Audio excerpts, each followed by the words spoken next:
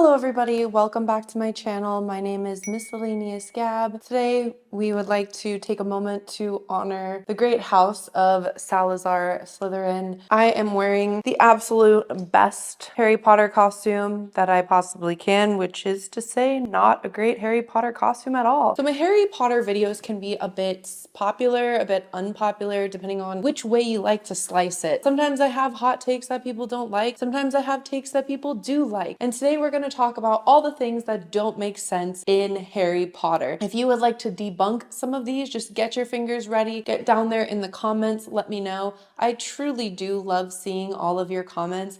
The good, the bad, the ugly. And guess what? So does Mr. Django. He loves it. So give this video a like, subscribe to my channel, and Django will get some more treats. I am a huge fan of Harry Potter. I have listened and read the books more times than I can even humanly count. I've been listening to the books to fall asleep for 20 years. So without further ado, let's get into this list that I assembled with my sister, Miscellaneous Grace. Now, Miscellaneous Grace's first thing, this wasn't necessarily mine, was why is Dumbledore the headmaster of Hogwarts School of Witchcraft and Wizardry? You know, I wonder this too sometimes. Dumbledore is a great wizard, but is he a great headmaster? I know that in the second book, when Muggleborns and what have you were being frozen by the basilisk, he was kicked out of the school. I would think that many a things could have caused parents to not be so pleased, especially if you don't know him personally and you don't know that he usually has a method to his madness. Take, for instance, Professor Quirrell, Voldemort back of his head. One could argue that maybe this was a bit of negligence in the vetting process. A lot of teacher picks have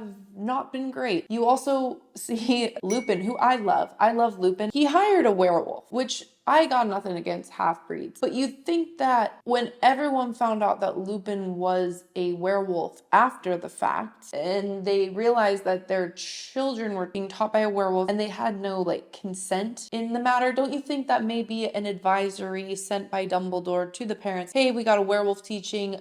He's under strict supervision from our boy Snape, given the moonshine. Next, why did Sirius have to stay inside when invisibility cloaks and disillusionment charms exist? This was another thing that I feel like Sirius didn't have to die in book 5, and he's so moody, he's so emo, he's so angry about being locked up inside to the point where maybe he would have rather stayed on the run, maybe he would have rather eaten rats so that he didn't have to live in his mother's house where he has all this trauma and he sees people going in and out, even people like Snape rubbing it in his face that they're doing important things and he's not. If they're at war and they need kind of every able-bodied smart wizard, why couldn't they toss an invisibility cloak on him? Why couldn't they have disillusioned him? Why couldn't they have brewed up a nice batch of the polyjuice potion, Moody style, and had Sirius go out and do stuff? He didn't have to die. Other question, why didn't Peter Pettigrew show up on the Marauders map earlier? In the end of book 3, we see that Harry sees Peter Pettigrew and thinks it's a problem with the map. Why didn't he show up earlier? Now, I know Harry just got the map that year,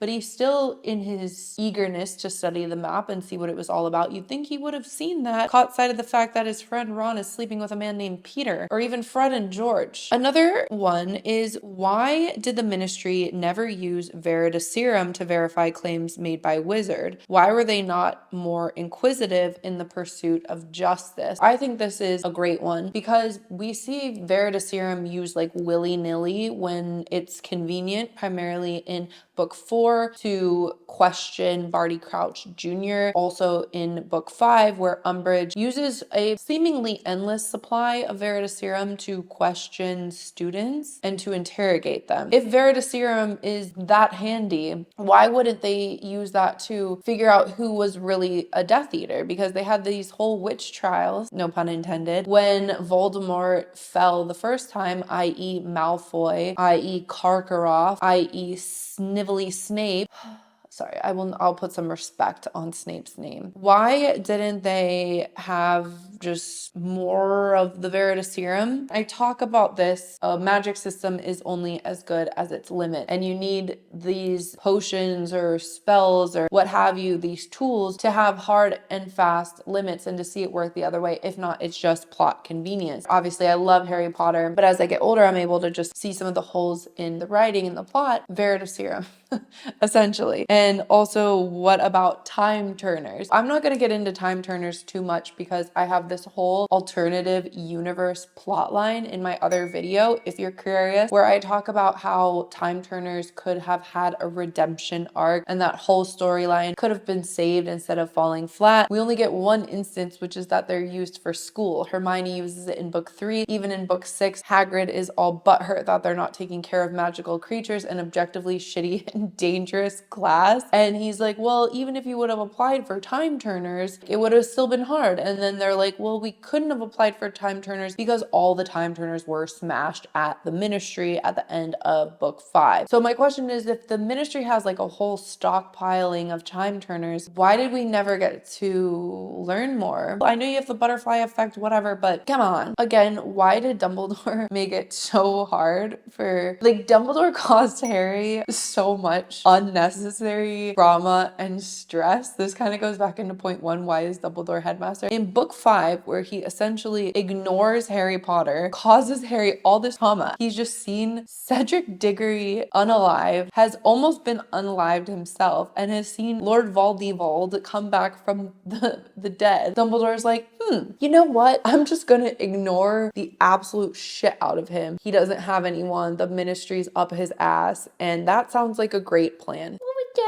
And then also, why does he make it so goddamn hard to figure out the Horcrux situation? Why couldn't he, like, in his lessons with Harry, be like, hey, I know we're looking at these like Horcruxes, but there's also these things called like Deathly Hallows, and maybe you should get Hermione on this, like, just to start preemptively kind of going after all this, because these are going to be important. I might leave one to you, but at least just like, let's start to lay the groundwork and familiarize yourself with them. Come on, Dumbledore. Book 3, Aunt Marge's big mistake. Why did Harry Potter get in trouble for blowing up his aunt? I mean, I know he didn't really get in trouble, but why would he have ever gotten in trouble if he didn't do anything? He just like got mad. Isn't he doing like Lumos over and over with his wand? So where are the limits? Okay, this is from Miscellaneous Grace. If the Weasleys were so poor, why didn't Mrs. Weasley get a job or another source of income? Why was it all on Mr. Weasley? I guess Mrs. Weasley wanted to be a trad wife, but you think that with kids gone, every kid is either grown or in Hogwarts, and you can literally do magic to like sweep the floor, clean and take care of the house, and even help with cooking. It's a fair point. I am all for, you know, the woman staying home and raising the kids if they have the means and whatever. You think if like money was such an issue that maybe she could have gotten a job?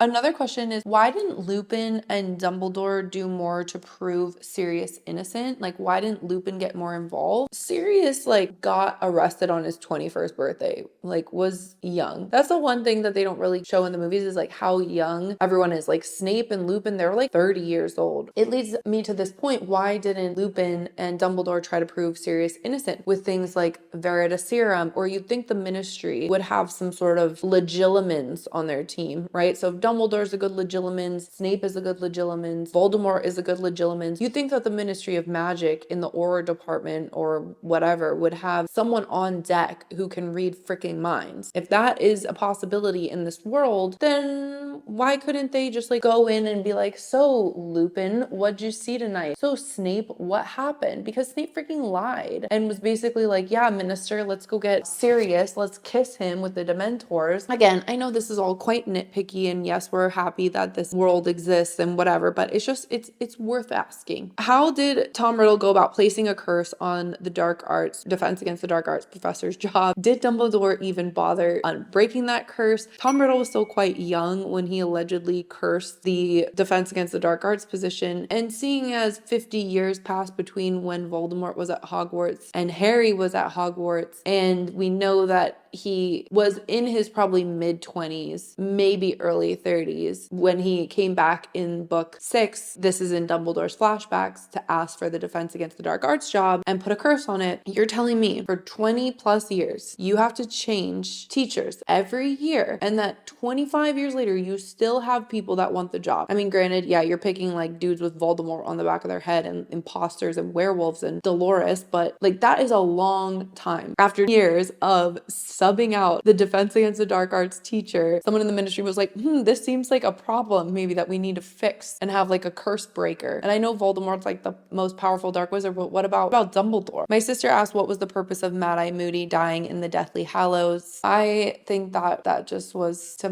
raise the stakes, make things sad. Why didn't everyone flee the countries? This is kind of interesting. Like Igor Karkaroff is clearly from like Russia, like the north, whatever, Eastern Europe, wherever Durmstrang is. So why was he even involved? Why didn't people flee? Why was there never like a mass exodus or like that as an option? I mean, I know like London is cool, but you know what else is cool? Not being around Voldemort. Another, last but not least, rapid fire is, why were there no subs in Quidditch? If someone's falling from the sky, if one time Draco or someone was sick and they had to cancel the match, which happened, then why, if Harry's falling from the sky, hitting his head and ending up in the hospital wing, are there no subs? We already know people like Ginny Weasley can play multiple positions, so why were there no like substitutes in that game ever? What happened? Last but not least, 2 more. What do werewolves do if they can't get a job? What do they do? Because they're like still human most of the time. And finally, are there no Hogwarts teachers with families? Is it like when you join a convent that you have to give up a family or like become part of the